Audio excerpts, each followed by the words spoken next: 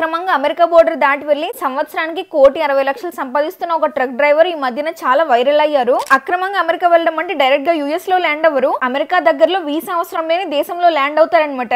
అలా అక్కడి నుంచి 8 దేశాల బోర్డర్లు దాటి ఇలా మెక్సికోలో గోడ దూకి లోపలికి వస్తారనమాట. ఇలా చేయించడానికి ఏజెన్సీ 50 లక్షల నుంచి 70 లక్షల వరకు తీసుకుంటారు. ఈ ప్రయాణాన్ని డబ్బులిచ్చి మరణం కొని తెచ్చుకోవడం అని కూడా అంటారు. ఇలా సరిహద్దు దాటడానికి ట్రక్ డ్రైవర్ తో పాటు 71 మంది పంజాబ్ నుంచి బయలుదేరారు. కానీ మధ్యలో ఒక నదిలో బోటు తిరగబడి 36 మంది చనిపోయారనమాట. 100 కిలోమీటర్ల అడవి దాటుతూ వారం రోజులు తినలేక 36 మందిలో ఒకరు చనిపోయారు. మళ్ళీ సో అలా 72 మందిలో 35 మంది మిగిలారు. అక్రమంగా బోర్డర్ దాటడానికి వేల మంది వస్తూ ఉంటారు. ఎవరెస్ట్ ఎక్కినప్పుడు సవాలు ఎలా కనిపిస్తాయో అలా ఈ దారిలో కూడా చిన్న పిల్లలు, బాగా వయసు అయిపోయిన వాళ్ళు, ఇలా చాలా మంది సవాలు కూడా కనిపిస్తాయి అనమాట.